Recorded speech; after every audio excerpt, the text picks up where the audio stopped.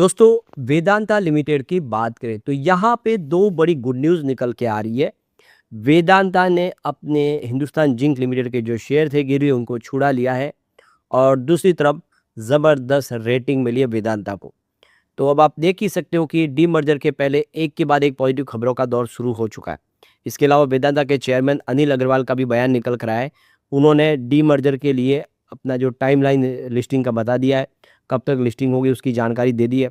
तो स्टॉक लगातार दौड़ रहा है। आज भी इसने एक फ्रेश हाई बना दिया और उसके बाद में प्रॉफिट बुकिंग आ गई। तो क्या ये प्रॉफिट बुकिंग और आगे जारी रहेगी या फिर यहाँ से फिर आगे बढ़ने को स्टॉक तैयार है? समझने की कोशिश करेंगे इस वीडियो के माध्यम से। लेकिन फ्रेंड्स, उससे पहले अगर आप पहली बार हमारे चैनल पे आए तो चैनल को सब्सक्राइब कर दीजिए, एक बेल आइकॉन दबा दीजिए ताकि जब भी नया वीडियो बने पहला नोटिफिकेशन आपको मिले। वीडियो पसंद आए तो लाइक से जरूर कीजिए। चलो फ्रेंड्स, वीडियो स्टार्ट करते हैं। मैं हूँ आपका दोस्त SB दवे और हमारे अपने चैनल ऑनलाइन कमाई में आपका बहुत बहुत स्वागत है। तो सबसे पहले वेदांता लिमिटेड के कारोबार की बात करें तो 353 पर स्टॉक आपको ट्रेड करता हुआ दिखाई देगा और यहाँ पे 0.21% की आपको गिरावट देखने को मिलेगी। तो प्रॉफिट बुकिंग इस समय स्टॉक में देखने को मिल रही है, लेकिन इससे पहले स्टॉक आज एक कमाल का हाई बना चुका है। तो ये देखिए 354 पर क्लोजिंग थी परसों की और आज 359 पर पॉजिटिव शुरुआत हुई और सीधा 360 तक चला गया और ये एक फ्रेश हाई बना। आप देख सकते हो 52 वीक का नया हाई बना है। 150 रुपये के आसपास का स्टॉक 360 तक पहुंच गया और ऐसे में आ गई प्रॉफिट बुकिंग और जिसकी वजह से इसने 350 का लो बनाया। लेकिन तेजी का ये आलम है कि क्या वेदांता लिमिटेड 1.38 लाख करोड़ के मार्केट कैप तक पहुंच गया है। अब इसका फिलहाल पी रेशियो 27.48 है जो काफ़ी अट्रैक्टिव है और 12.01% का डिविडेंड पे आउट करती है कंपनी अपने निवेशकों को और इसी वजह से इसको डिविडेंड का बादशाह कहा जाता है। अब यहाँ पे जो बड़ी अपडेट निकल के आ रही है, वेदांता लिमिटेड की तरफ से जो एक्सचेंज को जानकारी दी है कि उन्होंने हिंदुस्तान जिंक लिमिटेड के जो शेयर गिरवे रखे थे उनको रिलीज करवा दिया है। वो पूरे के पूरे शेयर यहाँ पे अब देख सकते हो कि कंप्लीट रिलीज हो चुके हैं।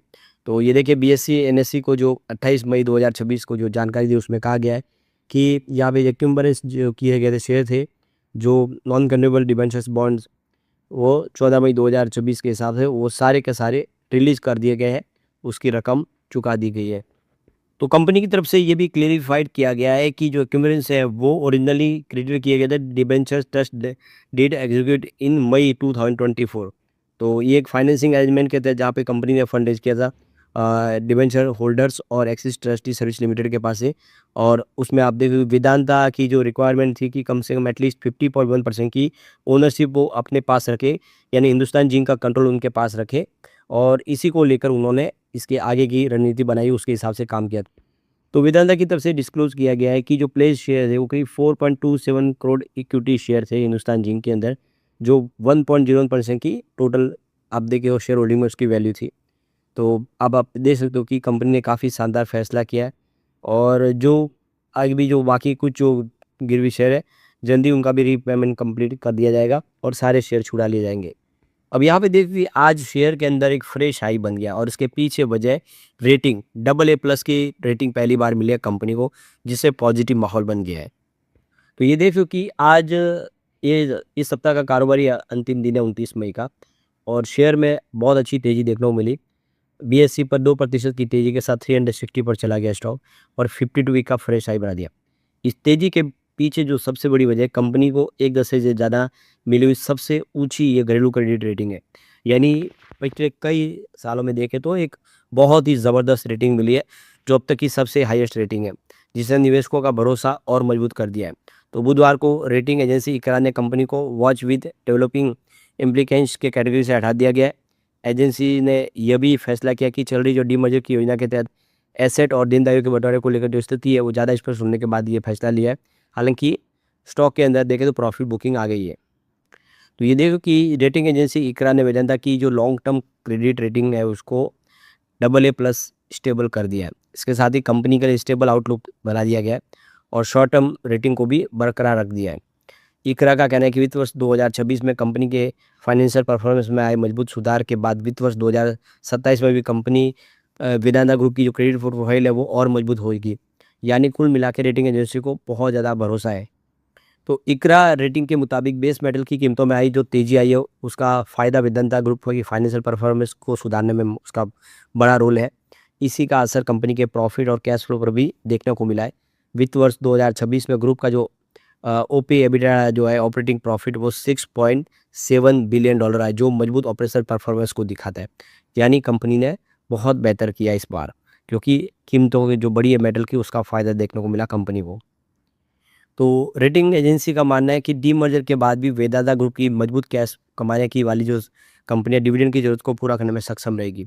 यानी कंपनियां जो अलग होने के बाद भी और बेहतर करेगी और अच्छा डिविडेंड लोगों को मिलेगा। हर कंपनी के माध्यम से वो डिविडेंड प्राप्त करेंगे। 5 कंपनियों में उनको डिविडेंड भी मिलेगा। ज़रूरत पड़ने पर ग्रुप की दूसरी कंपनियों से भी फंडिंग की जा सकती है। यानी किसी कंपनी को आवश्यक है, दूसरी कंपनी उनको पैसे दे सकती है। इकरा को यह भी उम्मीद है कि ग्रुप के अंदर कंपनियों के बीच सहयोग आने वाले समय भी जारी रहेगा। यानी जो कंपनियां आपस में मिलकर काम करेगी, जिससे कंपनी को बेनिफिट होगा और कामकाज भी सुचारू रूप से आगे बढ़ पाएगा। तो ये बहुत अच्छी गुड न्यूज़ है। तो इकरा ने कहा है कि आने वाले समय बेस मेटल की जो कीमतें को लेकर जो पॉजिटिव माहौल बना हुआ है, उसकी वजह से स्थिति आगे भी बदलेगी। इससे कंपनी के जो मुनाफे और कैश फ्लो मजबूत रहने की उम्मीद आगे भी बनी हुई है। एजेंसी का मानना है कि वेदांता की diversity business presence, strong financial flexibility और बड़े प्रोजेक्ट को पूरा करने की क्षमता उसकी क्रेडिट प्रोफाइल को सपोर्ट करेगी। इसके अलावा कंपनी बड़े कर्ज को लेकर निवेश करने में भी संतुलित रणनीति अपनाने और कर्ज के स्तर को नियंत्रित रखने की दिशा में काम करी है, जो रेटिंग के लिए पॉजिटिव माना गया। तो इसी वजह से इकरा की तरफ से इसकी रेटिंग को अपग्रेड किया गया है। तो यहाँ पे वेदांता ने 10 साल की सबसे बड़ी उपलब्धि बताई, 10 साल का रिकॉर्ड तोड़ दिया है वेदांता ने। वेदांता ने सोशल प्लेटफॉर्म एक्स पर इस रेटिंग को लेकर जानकारी दी है। उनका कहना है कि 2014 के बाद कंपनी की सबसे ऊंची घरेलू रेटिंग मिली है। यानी 2014 के बाद पहली बार वेदांता लिमिटेड को इतनी शानदार रेटिंग मिली है। यानी रिकॉर्ड तोड़ रेटिंग 10 साल का, यहाँ पे देख सकते हैं सबसे शानदार रेटिंग इन्होंने प्राप्त की है। कंपनी के मुताबिक ये उपलब्धि बेहतर प्रॉफिट, मजबूत ऑपरेशनल परफॉर्मेंस और डेट कम करने की उनकी कैपेसिटी और बेहतर फाइनेंसिंग मैनेजमेंट की वजह से हासिल हुई है। यानी उन्होंने बहुत सारे मोर्चों पे जो काम किया था उसका फल ये देखने को मिला है। कंपनी का कहना है कि इससे भारत की प्रमुख प्राकृतिक संसाधन कंपनियों में उसकी स्थिति और मजबूत हुई है। इकरा ने वेदांता की अनलिस्टेड कंपनी जो वेदांता एल्यूमिनियम मेटल की रेटिंग भी बढ़ाकर AA+ कर दिया है। वही तलवांडी साबो पावर की जो रेटिंग है उसको AA- किया गया है। यानी रेटिंग ज़बरदस्त बढ़ी है कंपनियों की। दूसरी तरफ तो जो लिस्टिंग का इंतजार कर रहे हैं उनको अनिल अग्रवाल की तरफ से कहा गया है कि चारों कंपनियों की जो लिस्टिंग है अगले महीने स्वतंत्र रूप से बाजार में लिस्ट हो जाएगी कंपनियां। यानी जून महीने में लिस्टिंग हो जाएगी, ऐसी यहाँ पे अनिल अग्रवाल की तरफ से कहा गया है। अभी आगे ज़्यादा इंतजार हमें नहीं करना होगा, एक ही महीने के अंदर लिस्टिंग हो जाएगी और सबको जिनके पास एक शेयर है उनको 4 कंपनी के एक्स्ट्रा शेयर मिलने वाले, यानी वो 5 कंपनियों के मालिक होंगे। तो यहाँ पे लक्ष्य काफ़ी बड़ा लेके कंपनी चल रही है। कंपनी एल्यूमिनियम का जो इनका बिजनेस है उसमें कहा गया है कि जो मौजूदा 30 लाख टन का जो सालाना प्रोडक्शन है उसको 3 साल के भीतर 60 लाख तक पहुँचा दिया जाएगा, उसका टारगेट लेके चल रहे हैं। देखें तो यहाँ पे ग्रुप एल्यूमिनियम बिजनेस के साथ एक इंडस्ट्रियल पार्क मॉडल के जरिए 1000 डाउनस्ट्रीम इंडस्ट्री डेवलप करने की भी योजना बना रही है। दूसरा ऑयल एंड गैस बिजनेस है, जिसमें अनिल अग्रवाल ने अपनी दिल और आत्मा इसको बताया। उन्होंने कहा कि 3 से 5 साल में $5 अरब निवेश करने की योजना है, जिससे जो प्रोडक्शन कैपेसिटी है वो 5 लाख बैरल प्रति दिन के हिसाब से पहुंच जाएगी। यानी आप देखिए तो कंपनी का विजन काफ़ी बड़ा है। कंपनी पावर सेक्टर में भी भारी निवेश करने जा रही है। फिलहाल 4000 मेगावाट की पावर जनरेशन इनकी कैपेसिटी, जिसको 20,000 मेगावाट तक पहुंचाने का टारगेट लेके कंपनी आगे बढ़ रही है। तो चौथी कंपनी आयरन एंड स्टील है।